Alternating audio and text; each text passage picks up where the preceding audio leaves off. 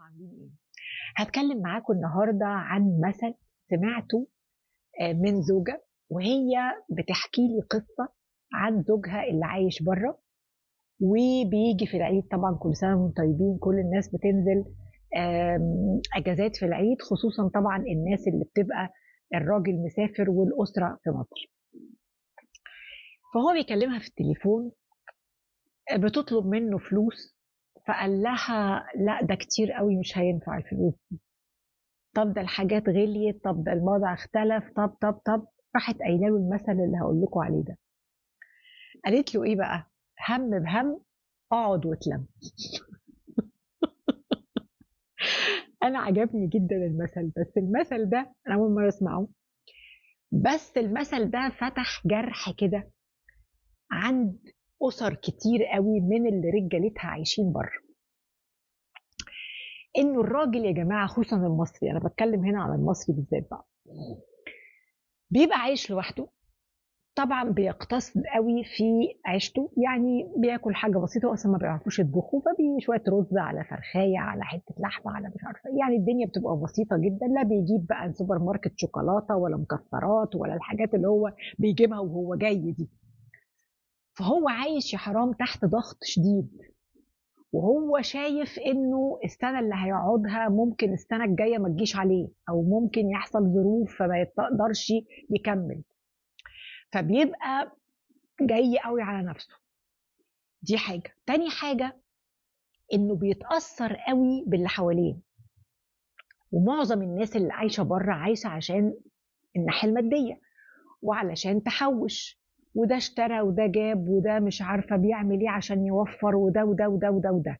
فبيبقى طول الوقت فلوس، طول الكلام فلوس في كتير، يعني الكلام في الفلوس بيبقى اعلى من المعتاد، لان احنا قاعدين هنا اساسا وسايبين اسرنا وسايبين ولادنا وسايبين بيوتنا عشان الفلوس. فهي القاسم المشترك في الكلام، بالذات في الرجال، بالذات مع الرجال. الحاجة الثالثة بقى انه بيبقى عين في الطريقة اللي اتربى عليها، وعين في الطموح اللي عايز يوصل.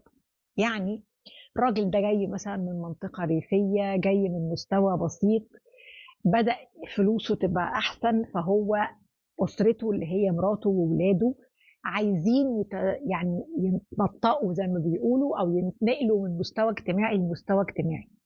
هو شايف إن ده سفه، وإن ده الناس مش عايشة كده، وإنه إيه اللي أنتوا بتقولوه، مع إنه هو بيبقى حواليه يعني حواليه مستوى مادي عالي، سواء كان المستوى المادي في اصحاب البلد او في الشوارع والناس المصاريف، يعني هو اتنقل لاحتياجات مختلفة ونظرة مختلفة للفلوس. لكن هو لسه بيقارن لما كان مثلا في البلد، او لما كان عايش مع اخواته، او فبيبقى اهل بيته متضررين، يعني بيبقوا حاسين ان هم مش مبسوطين، خصوصا ان معظم الجوازات بتبقى وهو مسافر. يعني ايه؟ يعني مثلا دكتور او مهندس او محاسب او ممرض او whatever هو بيشتغل ايه، اتقدم لواحده بنته وهو مسافر، فهي جزء من موافقه اهلها على الجواز، او الحاجات اللي سهلوها له، سواء ما جابش شقه في مصر او ما جابش شبكه كبيره او نتيجه انه مسافر، وان ربنا هيفتحها عليه، وان هم هيتعوضوا، وانه. فدي يا جماعة حاجة يعني لازم نقف عندها. أولا أنت غربتك دي خدت من عمرك، وخدت من علاقتك بمراتك وولادك، وخدت من ذكرياتك، وأصبحت بتتعامل بيتعاملوا معاك على إنك ATM، يعني إنك أنت صرفت فلوس. أنت مش بقول لك استخدم الفلوس، بس خلي الاستجابة لطلباتهم مش لازم يبقى 100%، بس كمان مش 25% أو 30%. يعني الست لو طلبت منك 10,000 قول لها هديكي 8، بس مش هديكي 4. يعني وبقول لك كده ليه؟ علشان يمكن الإسراف مش كويس يعني. لكن لو انت مثلا حاسبها، او قلت لها مثلا طيب انت عايزه 10,000، بصي الفلوس هنا يعني ليها قيمه وكذا وكذا، طيب قولي لي كل حاجه صرفتيها في كام. ده مش تخوين، ولكن ده حساب. يعني احنا بنحاسب بعض صرفنا بكام. فلما هي تقول لك ادينا دروس بكذا وكلنا لحمه بكذا وخرجنا بكذا، ما تقولهاش ليه الخروج وليه اللحمه مش عارفه ازاي. ما هو يعني شوف المستوى اللي انت، يعني على الاقل العيال يقولوا بابا معيشنا في حته حلوه، على ربنا يقويه وربنا يديله وربنا يفتحها عليه، مش هم بهم واقعد وتلم يعني. ما تبقاش القصه تبقى انت خسرت كل حاجه، تبقى خسرت ده وده وده وده وده حرام. خصوصا ان انا اشتغلت في دوله من دول، مش هقول طبعا الدوله مش مهم يعني، ناس كتير قوي عارفه. اشتغلت لمده سنه ونص في محافظه وسنه ونص في محافظه تانية، وشفت مصريين وشفت بقى سوريين وشفت لبنانيين وشفت توانسه وشفت هنود وشفت، يعني قد ما المده كانت قصيره لكن انا انفتحت على الناس يعني عرفت ناس كتير قوي. بلاحظ بقى ايه، كنت اخش مثلا عند استاذ جامعه واخد بالك ومرتبه كويس جدا وراجل استاذ جامعه في جامعه عريقه يعني في مصر، وليه مستواه الاجتماعي والمادي وكل حاجه. كراتين كراتين كراتين كراتين في البيت.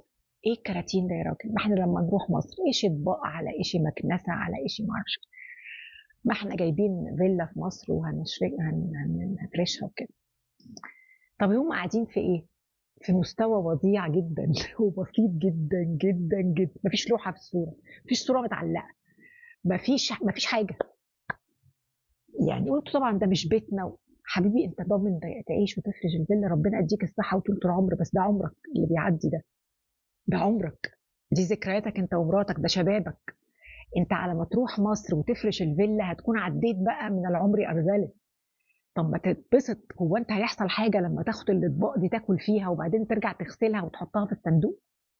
هيحصل حاجه لما تفرش الملايه اللي انت جايبها وتعمل عليها يعني ويبقى في ذكريات وفي وبعدين بعد كده تبقى تغسل الملايه وتحطها؟ ايه المشكله يا جماعه؟